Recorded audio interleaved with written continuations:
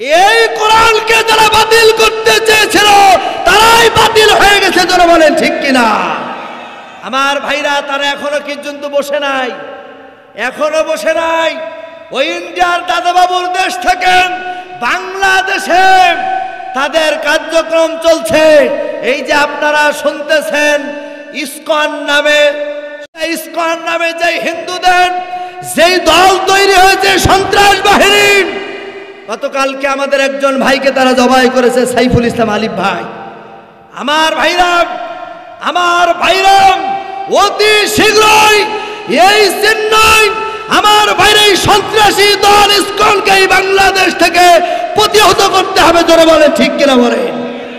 আমার ভাইরা, এই ইসকনের সাথে জড়িত আজকেও 6 জন গ্রেফতার হয়েছে। এরা সব আওয়ামী লীগের লোক, ঠিক কিনা? আপনারা দেখেছেন। আমি বলি, বুবু তুমি পালাইছো, ভালোভাবে থাকো, তবে থাকতে পারবা না। তোমাকে দেশের মাটিতে আনতেই হবে, আসতেই হবে, কারণ এদেশের মানুষ তোমার ফাঁসি চায়। জোরে বলতে হবে, কথা বলেন ঠিক কিনা?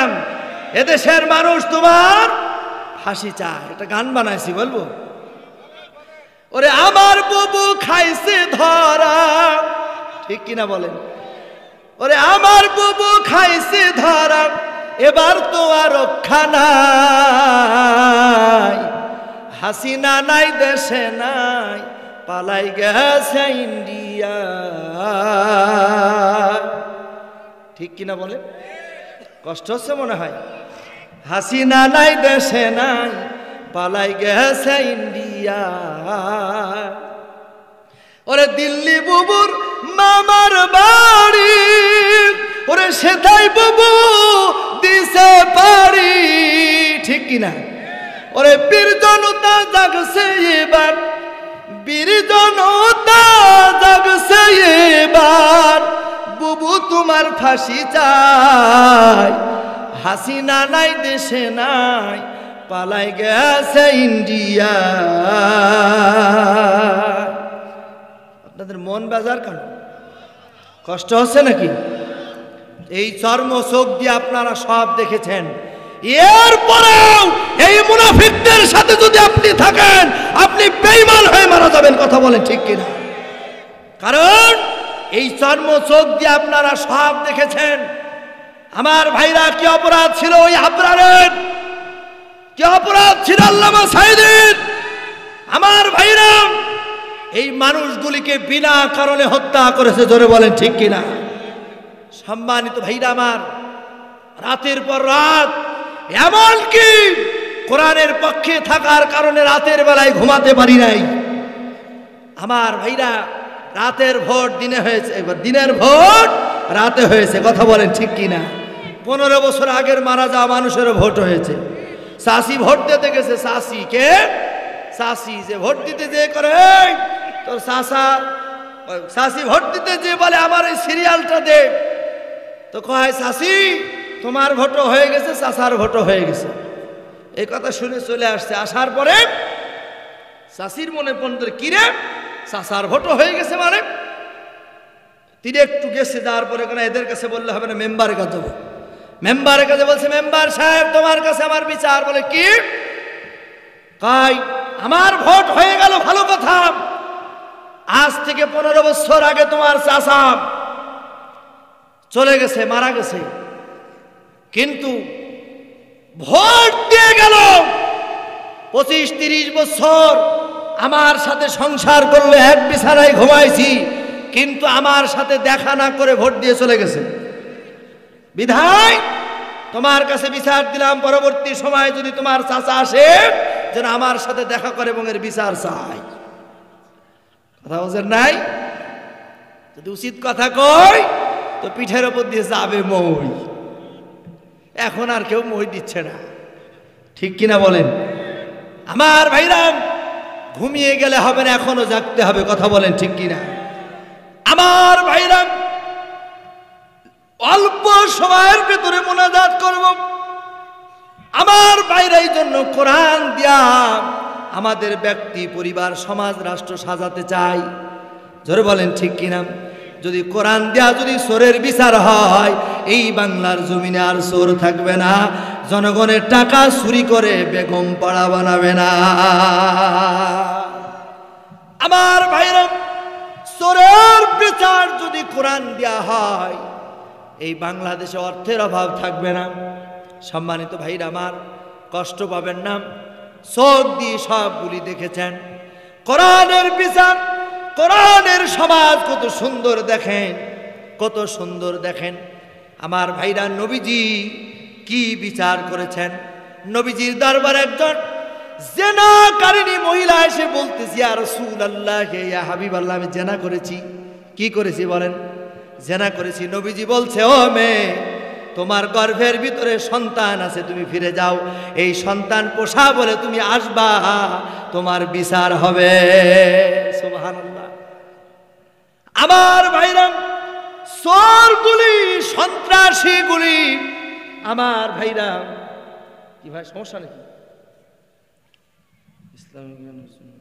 আমার ভাইরা, চোরগুলি, কষ্ট হচ্ছে নাকি, সমস্যা? আমার ভাইরা, আমার ভাইরা, চোরগুলি, অপরাধীগুলি সেই দিন অপরাধ করার পরেও পেরেশানি হয়ে যাবে, কারণ আল্লাহর আদালতে সেই দিন ধরা খেয়ে যাবে। কথা বলেন ঠিক কিনা? আমার নবীজি বলতেছে, মেয়ে তুমি যাও। এবার এই মেয়েটা, আপনাদের জানা ঘটনা, এই মেয়েটা সন্তান প্রসব হওয়ার পর ছোট্ট সন্তান নিয়ে নবীজির দরবারে এসেছে।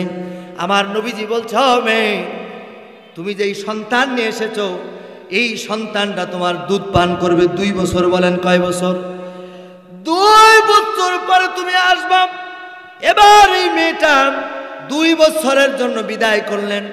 2 বছর হয়ে গেল। 2 বছর পরে যখন আসলাম, আসার পর আমার নবীজি এই সন্তানটা কি উসামা, নবীজির নাতি ছেলে ছিল, তার মানে জায়েদের সন্তান, জায়েদ ছিল নবীজির পালক পুত্র। উসামার হাতে এই সন্তানটা দিলেন।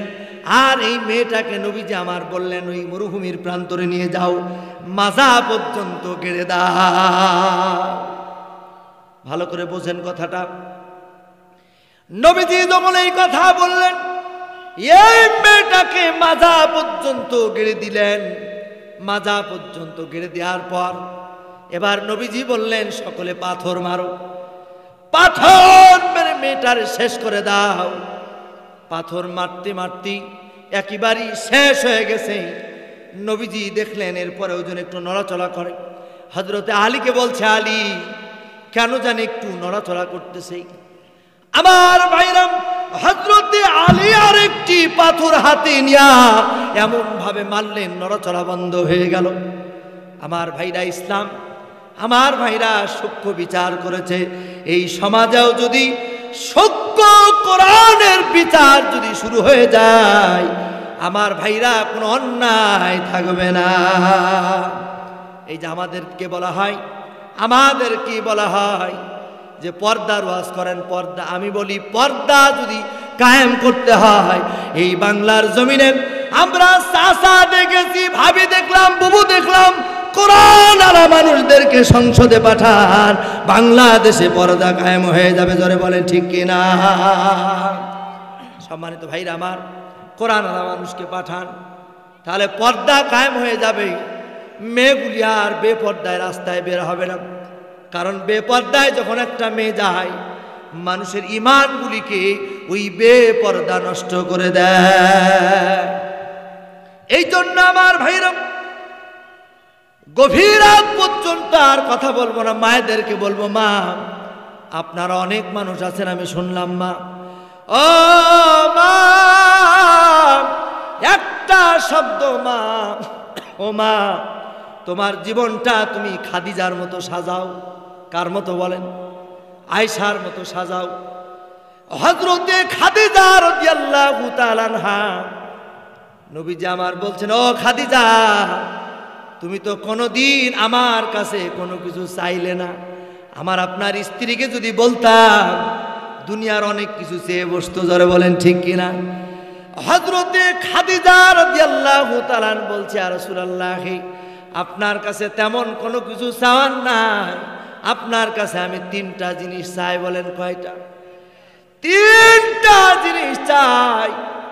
এক নম্বর হলো, আমি যেই দিন মারা যাব, মারা যাওয়ার পর, ও ইয়া রাসূলুল্লাহ, ইয়া হাবিবাল্লাহ, আমি যেই দিন মারা যাব, মারা যাওয়ার পর আমার শরীরের ভিতরে আপনি যে কাফনটা দিবেন, এই কাফনটা দেবেন আপনার ব্যবহারকৃত জুব্বা দিয়া। সুবহানাল্লাহ বলেন। ব্যবহারকৃত জুব্বা দিয়া দিবে। বলেন তো মৃত্যুর কোলে আমাদেরকে ঢলে পড়া লাগবে কি লাগবে না? কবি বলেছেন, ওই দেখা যায় কবরস্থান, ওইখানেতে ঘর, ওইখানেতে থাকতে হবে সারা জনম ভর। ঠিক কিনা বলে? ও কবর তুই চাস কি, টাকা পয়সা পাস কি? কবর কয় টাকা পয়সা চাই না, ঘুষ আমি খাই না। কবর কি ঘুষ খায়? কবর বলে ঘুষ আমি খাই না, মুমিন বান্দা পাই না, একটা যদি পাই অমনি ধরে জান্নাতে পাঠায়।